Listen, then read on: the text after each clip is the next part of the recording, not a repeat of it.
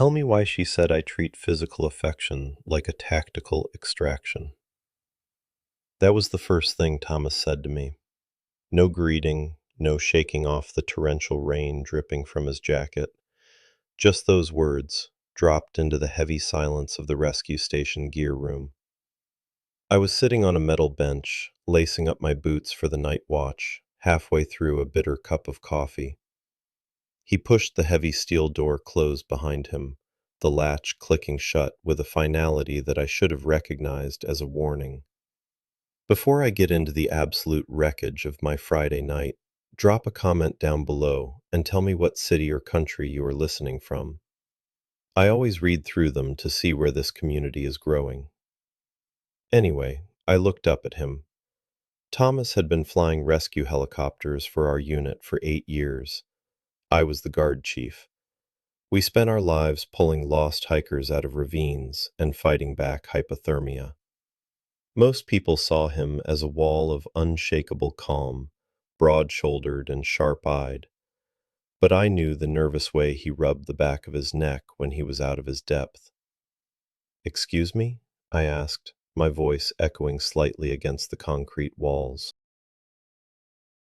He dragged a hand through his damp, light brown hair, scattering raindrops. "Sarah," he muttered, pacing the narrow space between the equipment lockers. "We went to dinner. Everything was fine. Then we went back to her place, and when I kissed her, she actually stopped me. She said I was too stiff, too mechanical, like I was running through a checklist instead of actually being with her." My chest tightened, a familiar ache blooming behind my ribs. I had been quietly, desperately in love with Thomas for 4 years. He did not know that. He knew I was gay, had known since a late-night conversation after a brutal avalanche rescue 3 years ago. He had not blinked, had not distanced himself, just handed me a beer and said, "Good to know."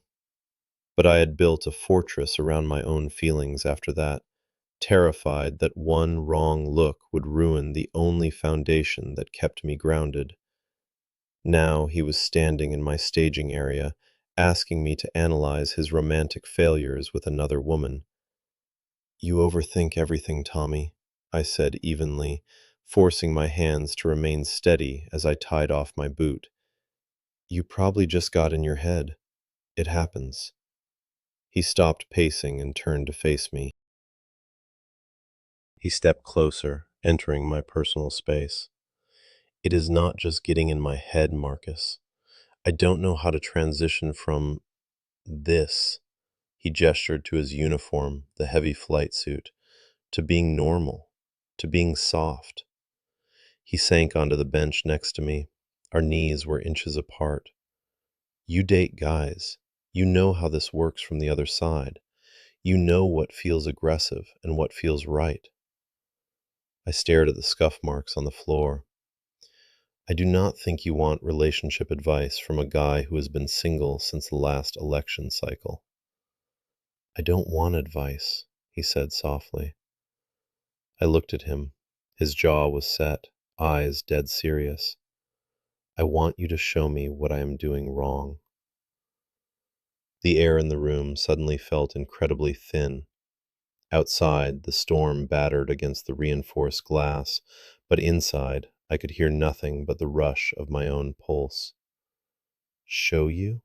I repeated, the words tasting like ash.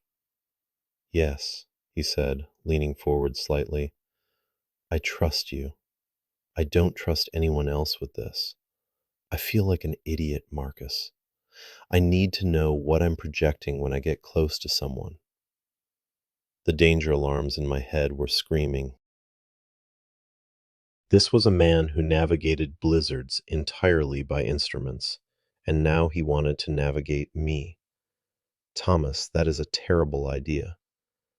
He let out a harsh breath, almost a laugh. "Why? Because we work together? Come on, we have literally kept each other alive on the side of a mountain. You can't give me feedback on my posture?" I swallowed the dry lump in my throat. I could end it. I could stand up, grab my radio, and walk out to the command desk. Instead, the masochistic part of me, the part that had starved for his touch for years, took the wheel. Fine, I breathed out. Stand up. He stood immediately, military precision. I stood too, facing him. We were almost the same height, but he had an inch on me. The fluorescent lights buzzed overhead. First mistake, I said, keeping my voice purely clinical. You are standing like you are waiting for a briefing. Drop your shoulders. He exhaled and let his shoulders fall. Better. Now, close the distance. Slowly. Don't march at me. Thomas stepped forward. One step, then another. He stopped when the toes of his boots nudged mine. I could smell the sharp tang of aviation fuel and the cedar soap he always used. My skin prickled with a sudden, overwhelming heat. Okay, I managed to say, though my voice was a fraction lower than before. Where are your hands going? He hesitated. Usually her waist. Do it. He lifted his hands. They hovered for a split second before settling on my hips. The heavy fabric of my tactical pants did nothing to mute the heat of his palms. My breath caught just slightly, but I forced my expression to remain neutral. You are gripping tight, I said, my voice barely more than a murmur now. Like you are holding a lifeline. Relax your fingers. I reached down, placing my hands over his. His skin was rough, calloused from years of gripping flight controls. I gently smoothed his fingers out so they lay flat against my sides. Just rest them there.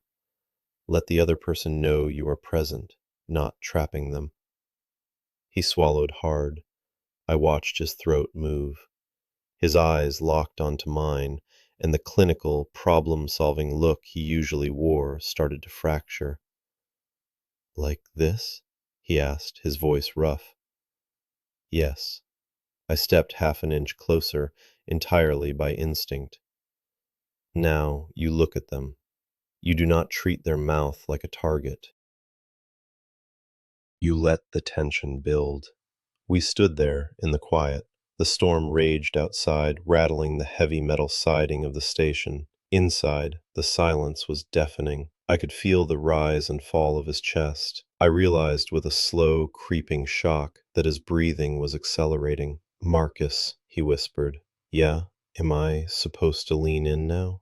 I should have pushed him away. I should have told him the lesson was over, but his eyes were dark, searching mine, and his thumbs were unconsciously tracing slow, tiny circles against my hips.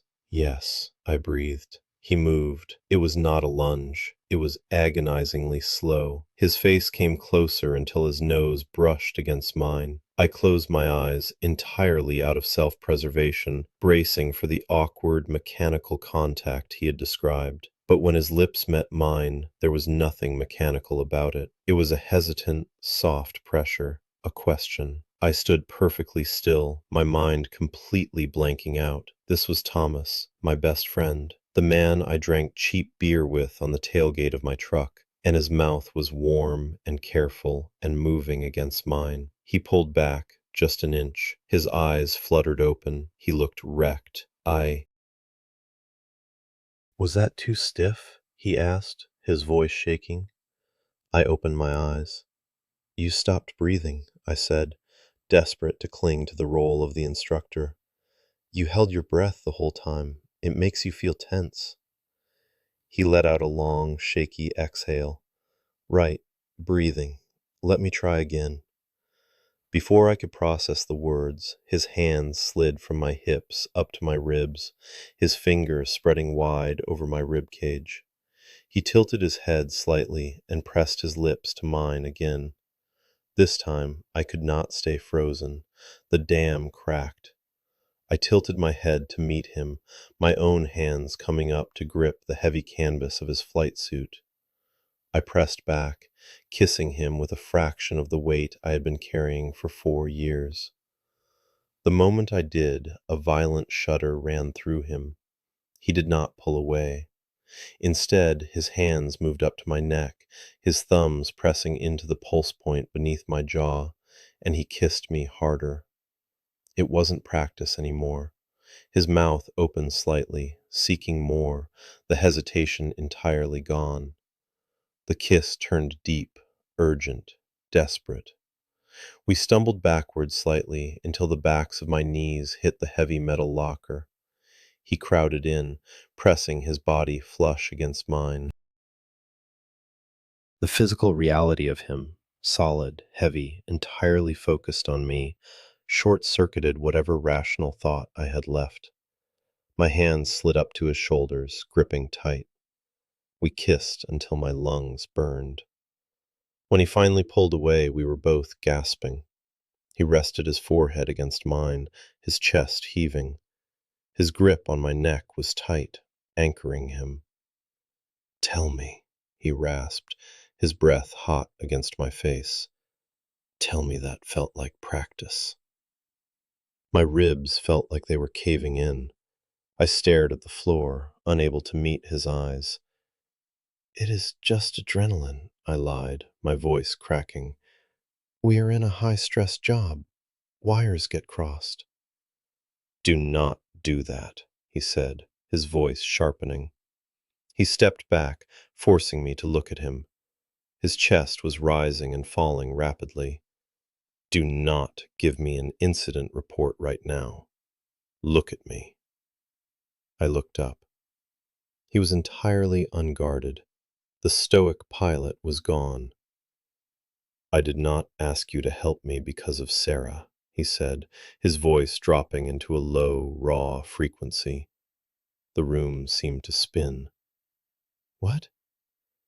"I broke things off with her 3 days ago," he confessed, running both hands through his hair, pacing away from me, and then turning right back.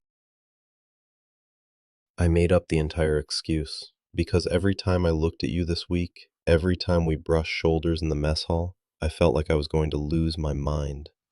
I pushed myself off the locker, my legs feeling unstable. "Thomas, you are straight. You have only ever dated women. You were married to a woman." "I know!" he practically shouted, the word echoing in the concrete room. He lowered his voice, stepping back into my space. "I know what I have done. I know what my life has looked like.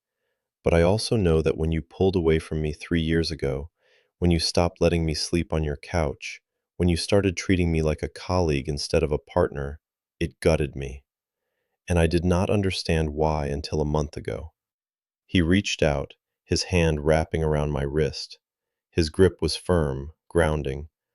"I realized I was comparing every woman I met to you, to the way you understand me without talking, to the way I feel completely secure when you are in the room." A heavy, suffocating silence fell between us. The rain lashed against the windows. "You cannot build a life on an epiphany you had 4 weeks ago," I whispered, the fear finally bleeding into my voice. "If we cross this line, and you realize this is just a phase, or you miss your old life, I don't just lose a guy I'm seeing. I lose the person who watches my back out there. I lose my family." Thomas's eyes softened. He let go of my wrist and slowly, deliberately, slid his hands under my jacket, wrapping his arms around my torso and pulling me into a tight, grounding embrace. He rested his chin on my shoulder. "I am not testing the waters, Marcus," he murmured against my ear, sending a deep shiver down my spine. "I am not experimenting. I know what is at stake. I am terrified too, but I am more terrified of spending the next 10 years sitting next to you in a helicopter, pretending I don't want to reach over and hold your hand." I closed my eyes, burying my face in the curve of his neck, breathing in the scent of him. The rigid walls I had built over 4 years crumbled into dust in the span of 30 seconds. I wrapped my arms around his broad back, holding him just as tightly. We stood there in the middle of the gear room for a long time, the storm raging outside, while inside, a completely different kind of shift occurred. The next few weeks were a strange, electric blur. We didn't announce anything. On the surface, we were the same command team. We ran drills, we argued over logistics, we pulled exhausted tourists off mountain trails. But beneath the surface, everything had changed. It was in the details. The way he would quietly pass me a mug of black coffee in the morning, his fingers lingering on mine for 2 seconds longer than necessary. The way, when we were alone in the mapping room, he would step up behind me, wrap an arm around my waist, and press a slow, deep kiss to the back of my neck before walking away without a word. One evening, we were out on a brutal extraction, mudslide on the northern ridge. It was chaotic, freezing, and exhausting. We had been digging for hours. When we finally got the victim secured in the basket and Thomas lifted off in the chopper, I watched the strobe lights disappear into the clouds with a profound sense of exhaustion. I rode back down in the transport truck. When I finally walked into the station locker room at 3 a.m., covered in mud and freezing rain, the place was empty, except for him. Thomas was sitting on the bench, still in his flight suit, staring at the floor. When he heard the door open, his head snapped up. He stood up, crossed the room in 3 massive strides, and pushed me back against the door. He didn't say a word. He just kissed me, hard, desperate, tasting like rain and sweat and fear. I lost radio contact with your unit for 10 minutes, he growled against my mouth, his hands gripping my face, his thumbs tracing my cheekbones frantically. 10 minutes, Marcus. I reached up, holding his wrists. Radio's cut out in the valley. You know that. I'm right here. He pressed his forehead against mine, his eyes tightly closed. I know. I know the protocol. But knowing the protocol doesn't stop my chest from freezing up. He opened his eyes, and the sheer vulnerability in them took my breath away. I love you, he said quietly. I love you, and it terrifies me how much I need you to be safe. I felt a tear mix with the rain on my cheek. I pulled him back in, kissing him slowly, pouring every ounce of the silent devotion I had carried for years into it. I'm right here, I repeated against his lips. I am not going anywhere. And he wasn't either. The shift was absolute. We had spent our careers rescuing other people, pulling them out of the cold and the dark. But sitting there on the locker room floor, wrapped in each other's arms as the storm finally broke outside, I realized that we had finally pulled each other out. I still don't know exactly what the future holds for us. We navigate this one day at a time. But right now, I want to ask all of you watching, have you ever risked a long-standing, deep friendship for a feeling you simply couldn't ignore? Was it worth the fear of the fallout? Let me know your thoughts in the comments, and if you felt something listening to this story, please hit that subscribe button. It helps me share more of these moments with you.